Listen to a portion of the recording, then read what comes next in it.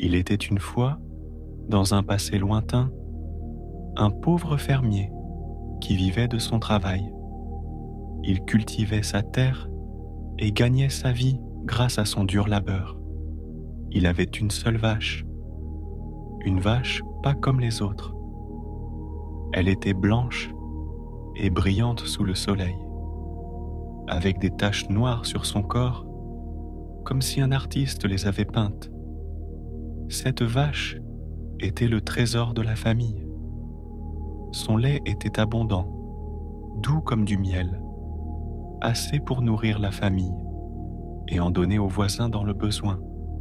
La femme du fermier, appelée Zara, était une femme au grand cœur et d'une beauté remarquable. Elle avait toujours un sourire sur son visage. Ses longs cheveux noirs descendaient comme un voile de soie, et ses grands yeux reflétaient toute la tendresse du monde. Zahra portait une simple robe brodée de fils dorés qu'elle avait cousue elle-même, et un foulard blanc illuminait son visage. Elle était heureuse avec son mari et leurs 2 enfants, Hassan et Lunja. Ils vivaient dans une petite maison, entourée de rosiers et d'oliviers, où flottait l'odeur du pain frais que Zahra préparait chaque matin. Zahra n'était pas seulement une mère et une épouse, mais aussi l'âme de la maison. Elle commençait chaque journée en trayant la vache, tout en chantant des mélodies douces à ses enfants. Puis, elle préparait leur repas avec amour. Mais la vie ne reste jamais la même. Un jour, Zahra tomba gravement malade et ne pouvait plus quitter son lit. Son corps s'affaiblissait, mais elle n'oublia pas sa dernière volonté. Avant de partir, elle regarda son mari avec des larmes dans les yeux et dit « Prends soin de la vache, ne la vends jamais, peu importe les circonstances. Laisse-la pour nos enfants, c'est leur source de vie. » Zahra mourut, laissant derrière elle ses 2 enfants et un mari au cœur brisé. Le temps passa, et le fermier dut se remarier pour que quelqu'un s'occupe de la maison. Sa nouvelle épouse, une femme corpulente, semblait gentille au début avec les enfants. Après quelques années, elle donna naissance à une fille, mais cette dernière avait les yeux croisés. La belle-mère devint alors jalouse de Hassan et Lunja, surtout que tout le village admirait la beauté de Lunja. La jalousie et la haine commencèrent à grandir dans son cœur. Elle devint de plus en plus méchante avec eux. Elle donnait à sa fille des repas riches et laissait Hassan et Lunja affamés. Quand leur père demandait « Mes enfants ont-ils mangé ?» elle répondait « Oui, ils ont mangé et se sont endormis. » Mais les 2 enfants ne se découragèrent pas. Ils allaient trouver refuge auprès de la vache, ce miracle laissé par leur mère. Ils buvaient son lait sucré et se sentaient réconfortés comme si leur mère était toujours avec eux. Les jours passaient et les enfants grandissaient en santé et en beauté, tandis que la fille de la belle-mère restait faible et maladive malgré toute la nourriture qu'elle recevait. Un jour, la belle-mère remarqua ce qui se passait et les observa en secret. Lorsqu'elle découvrit qu'ils buvaient le lait de la vache, elle fut envahie de colère et décida de se débarrasser de l'animal.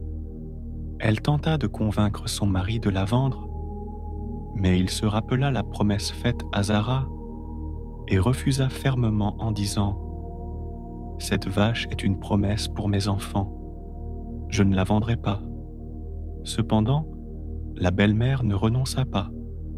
Elle insista jusqu'à ce qu'il finisse par céder et emmène la vache au marché. Un jour, l'homme se tenait au marché en criant une vache d'orphelin à vendre. Mais cette histoire touchait le cœur des gens et personne n'osait l'acheter. Un jour, sa femme se déguisa en homme et alla au marché. Elle lui dit « Vends-la, tu ne regretteras pas. » L'homme crut qu'elle était un étranger qui ne connaissait pas l'histoire. Alors, il vendit la vache à un boucher, à condition de garder son pis. Il emporta le pis chez lui, l'enterra près de la tombe de Zara, sa première femme, et dit à ses enfants « Si vous avez faim, allez à la tombe de votre mère. » Chaque fois que les enfants avaient faim, ils allaient à la tombe et buvaient du pis enterré. Ils grandissaient en force et en beauté. Pendant ce temps, la belle-mère s'inquiétait en voyant les enfants devenir de plus en plus beaux et forts. Elle demanda à sa fille de les suivre pour découvrir leurs secrets. La fille les suivit, mais quand elle s'approcha, Hassan et Lunja firent semblant de manger de l'herbe. La fille retourna voir sa mère et lui dit cela. La belle-mère et sa fille essayèrent de manger de l'herbe, mais elles tombèrent malades et devinrent encore plus faibles. Finalement, la belle-mère décida de se débarrasser des enfants. Elle convainquit son mari de quitter le village. Un jour, alors qu'ils étaient en chemin, elle abandonna les enfants dans une vallée lointaine. Elle donna à Hassan une casserole pleine de trous et lui dit « Remplis-la d'eau ». À Lunja, elle donna de la laine d'un mouton noir et lui dit « Lave-la jusqu'à ce qu'elle devienne blanche ». Les enfants essayèrent de faire ces tâches impossibles, mais un oiseau vint leur dire « Votre père vous a abandonné ». Les enfants coururent bon chez eux et découvrirent que leur belle-mère avait vendu la maison à un étranger. Ils étaient en seuls. Comprenant le danger, ils décidèrent de partir. Ils marchèrent longtemps dans la forêt et arrivèrent à une source d'eau. Hassan, très assoiffé, voulut boire, mais Lunja l'avertit « Ne bois pas, cette eau appartient à la vache. Si tu bois, tu deviendras une vache. » Ils continuèrent à marcher jusqu'à une autre source. Là encore, Lunja le prévint « Ne bois pas, tu deviendras un serpent. » À chaque source, elle le mettait en garde. Mais enfin, Hassan ne supporta plus sa soif et but à une source. Il se transforma en gazelle. Lunja pleura beaucoup, mais Hassan la consola et lui dit « Ne t'inquiète pas, je resterai avec toi et je te protégerai. » Ensemble, ils continuèrent leur chemin et trouvèrent un grand arbre. Lunja grimpa pour se reposer pendant que la gazelle montait la garde en bas. Un jour, le sultan passait par là sur son cheval blanc. Il s'arrêta près d'une rivière pour se reposer avec ses hommes. En buvant, son cheval trouva un mouchoir de femme dans l'eau et refusa de boire davantage, hennissant fortement. Intrigué, le sultan prit le mouchoir et l'emporta. Alors, il entendit une voix douce et triste chanter dans la forêt. Fasciné, il chercha la personne qui chantait. Près d'un arbre, il trouva une jeune femme magnifique, chantant avec mélancolie. Il lui demanda « Es-tu humaine ou un esprit ?» Elle répondit « Je suis humaine. » Il lui demanda de descendre de l'arbre pour lui parler, mais elle refusa, exigeant qu'il promette de ne pas lui faire de mal. Le sultan fit la promesse. Alors, Lunja descendit timidement et ils discutèrent. Elle lui raconta son histoire triste. Touché par son récit, il lui proposa de venir vivre dans son palais. Elle accepta, mais à condition d'emmener la gazelle avec elle. Au bout de quelques jours passés au palais, le sultan tomba profondément amoureux d'elle et lui demanda de l'épouser. Lunja accepta, car elle avait également des sentiments pour lui.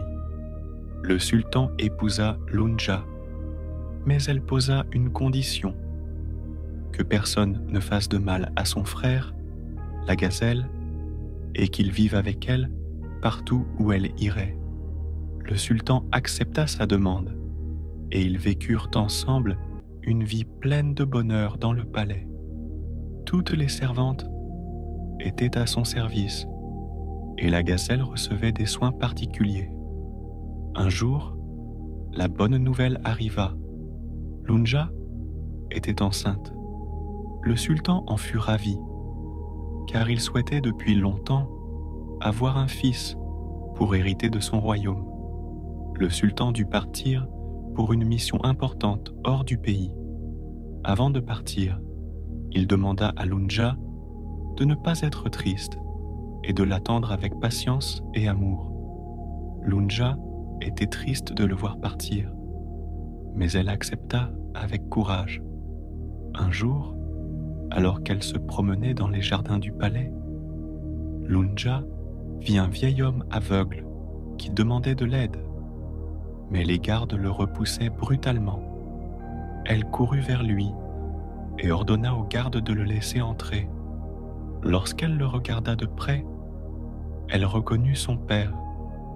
Elle l'embrassa et le prit dans ses bras en pleurant. Elle le blâma pour ce qu'il lui avait fait, et lui, en larmes, lui demanda pardon.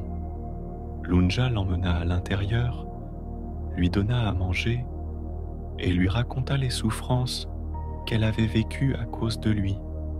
Avant de le laisser partir, elle lui donna un sac d'or et demanda aux gardes de le raccompagner chez lui. De retour chez lui, le père raconta tout à sa femme, que leur fille était devenue une sultane. Mais cela rendit sa femme jalouse. Elle pensa: « Ma fille doit prendre sa place. » Elle décida alors de préparer un plan pour éloigner Lunja du palais.